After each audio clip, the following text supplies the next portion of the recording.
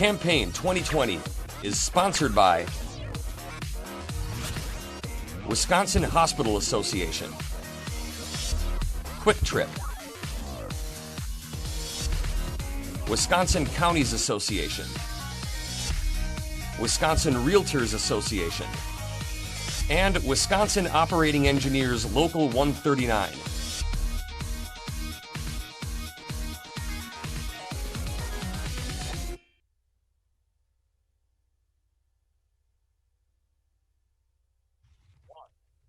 Congressman Glen Grothman of Glen-Beulah is a Republican seeking re-election in the 6th Congressional District. The election is November 3.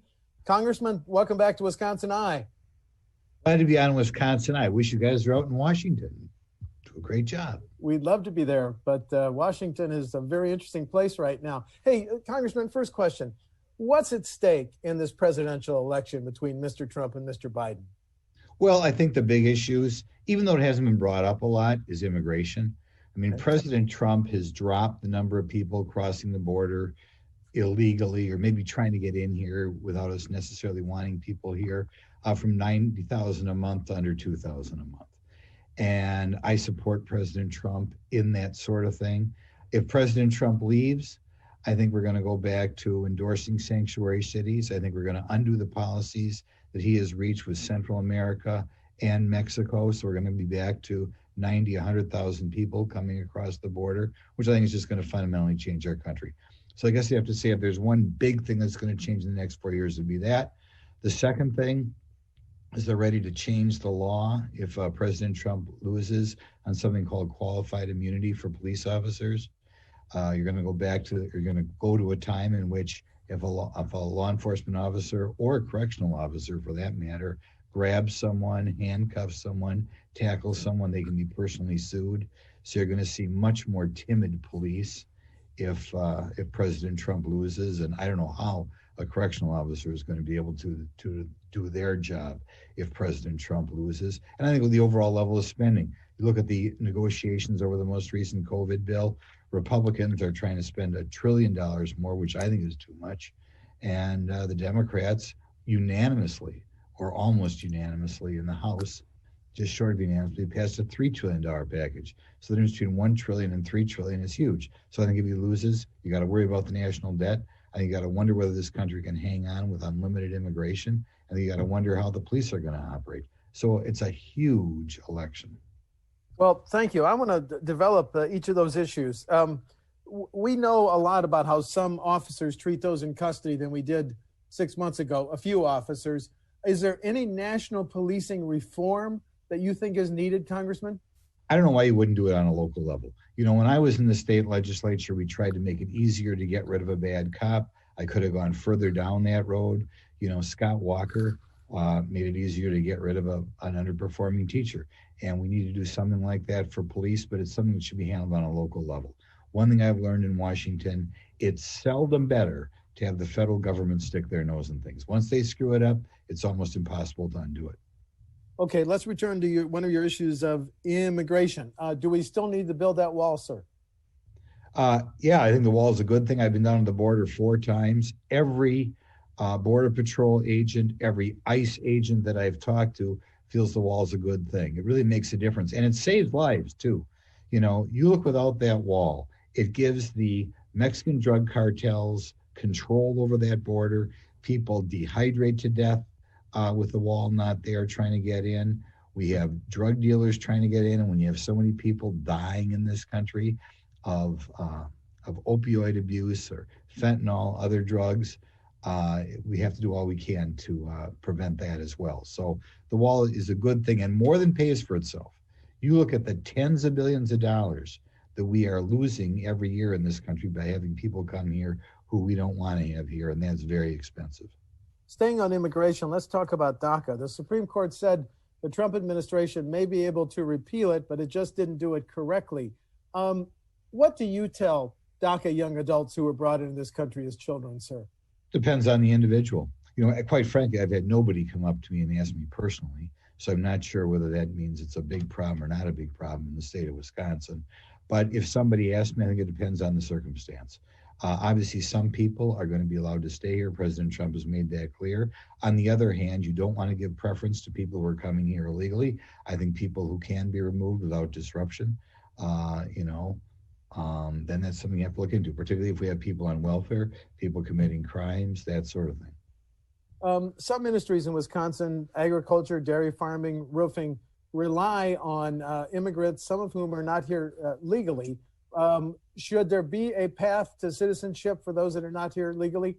I don't like a path to citizenship. I think what happens is you start from scratch and then see if you can get here legally. I have been at the ceremonies. Every year about 700,000 new people are sworn in to become American citizens. And that's a lot of people. And I think there's no reason why we can't get people in that 700,000 who can be roofers, who can work on farms, that sort of thing. Plus, we could have a separate program for dairy. One of the problems we have in the state is, of course, a lot of the farm laborers are temporary. Dairy operates year-round. So perhaps you need something a little bit different along those lines. But I think we do a good job of getting people in this country legally with that 700,000. Let's talk to talk about the next COVID aid package, which is being negotiated probably as we speak. Should it include an extension of the 600 additional weekly benefits, sir? No, I hear complaints from people who have friends who are bragging that they're making more money on unemployment than they did working. I think the Republican package right now is at $300. So 200, 300 is maybe where it should be. I mean, to go that high, in essence, what you're doing is you're paying people almost $50,000 a year not to work. And on the face of it, that makes no sense. We're in the middle of an economic downturn, and one of the major complaints I get from businesses is they can't find anybody to work. And one of the reasons they can't find anybody to work is we're paying people the equivalent of $50,000 a year not to work. You said the Senate package, you correctly said the Senate package scores at about $1 trillion. Why is that too much? First question. Second, what in your view should be the major principles of the next COVID-19 package from Washington? Well, you want to make sure that the cost is less. I mean, right now we've already put $3 trillion on this pandemic. That's not quite, but almost $10,000 for every person in the country, about 9,000. You're looking at a point where we're going to be approaching a national debt of $27 trillion. I mean, that's just way high. Right now, those packages had checks coming for people who didn't necessarily need them. They had checks coming for businesses that didn't necessarily need them. I would argue they were almost throwing money at some agencies who maybe have more than they need. So I am concerned about the overall cost. I don't regret the fact that we did some of that PPP for businesses that would have gone under. A lot of businesses would go under without those checks, and that's good. But when I look at for the next time around, we cannot have the $600 addition a week for the unemployment. I think we should be more careful about businesses we give checks to and make sure it's businesses that really need the money. And I'd like to I'd like to make sure we get some money to the work centers who have a special problem, because I'm talking about work centers with people who have maybe special abilities, and because they are especially susceptible to the illness, they're going through a particularly tough time. So I don't mind looking out for those folks. Senator McConnell has said any package should include, if you're a business or an organization that complies with the COVID protocols to protect your patients, customers, or employees, you should be exempt from being sued. Do you agree with that provision? Well, right. Can you imagine, let's say, for example, in the past that you could, well, maybe you can sue people if you just get the regular flu. I mean, you're going to have a situation develop in which trial lawyers are out there, and they're going to say, did you get the COVID? Do you think you got it at work? Do you think you got it shopping? Do you think you got it at the restaurant? And I don't know what the most recent number is, but I know as of a few months ago, there were already 1,000 lawsuits filed along this regard. It would be an endless problem. And I think it has to be treated, just like kind of any other disease. You cannot say that just because I got COVID, I can guess and file a lawsuit and wind up, give me $5,000 or to make me go away, that sort of thing. President Trump said yesterday Democrats are overplaying the COVID-19 situation to try to manipulate the election. Do you agree with that? Well, It's a serious thing. I've talked to people who have it very seriously. I don't think we're doing a good job of getting out, though, exactly who's getting it. You know, I mean, I looked this morning, I think on Worldometer, which is the website that a lot of people look at. Right. You know, I think we have the lowest totals as far as fatalities in over 6 weeks. I think we've talked about that a lot, or they report on that much. And I wish they'd tell you more a little bit about when people do get it seriously, do they have other conditions as well? And it would be more helpful if we get that sort of thing. The other thing, by the way, I'd like to see in the package is I'd force CDC to do more studies on phenofibrate. I know the Israelis tentatively have had a lot of success with this drug that's normally used to treat cholesterol. And I don't think, it seems like they're putting all the eggs in the vaccine basket and not enough looking for other cures right now. I mean, already we've had a significant increase in the percentage of people who've been cured by this in the last 5 or 6 months. And I don't know why we can't continue to go down that path. Another thing President Trump has asked for is ending the federal payroll taxes through the end of the year. Democrats say that would worsen the financial situation for Social Security. What your feelings on that, sir? I really like President Trump's leadership overall. He almost couldn't have done a better job on immigration. On this one, like I said, we're already so in debt, and I'm not sure I would have done that. Particularly when you talk to the Social Security thing, and particularly when you talk to having that people may have to repay it later on in a few months. I think maybe it's something that they're hopefully going to maybe tighten up a little bit when it comes to the next COVID package. I'm not thrilled exactly the way it's playing out right now.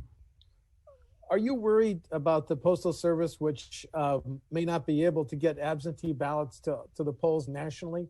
No, the Postal Service right now is sitting on, I think it's $14 billion in cash. We gave them the right and access to another $10 billion in the past COVID packages.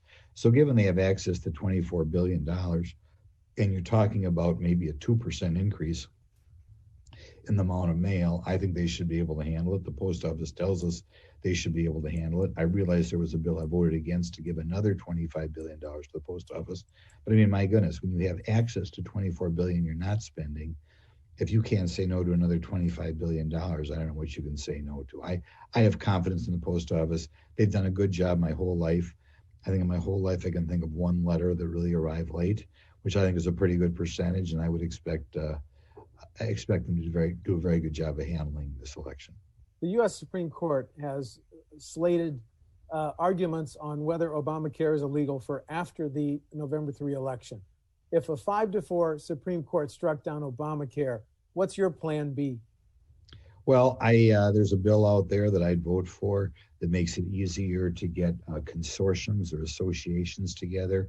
Right now, business is doing a fairly good job on their own of getting a handle on costs. Sometimes they do it with on-site clinics. Sometimes they do it by, if they're really on the ball, identifying which providers can do things for less. And a lot of times the providers who do things for less also do a better job. So the problem is that it's not available for individuals, and it's not available for small businesses. Maybe you have 40, 50 employees or 4 or 5 employees. So I think we've got to go down that path. And if we can get people in those positions to be paying the same amount per capita as people who work for larger companies, I think we'll make a big step in the right direction. I also, on my own, am pushing for people who need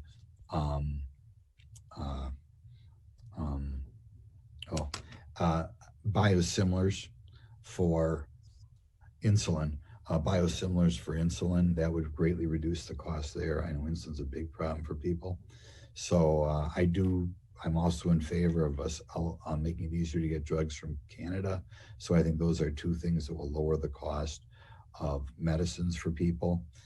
So I think when we go down that path, I think we head the right way. I know there are a lot of people out there who just want the government to take over things. And I can't think of anything else you'd want the government, particularly this big part of society, to just say, let's the government handle it, things will be better. I don't think that's true.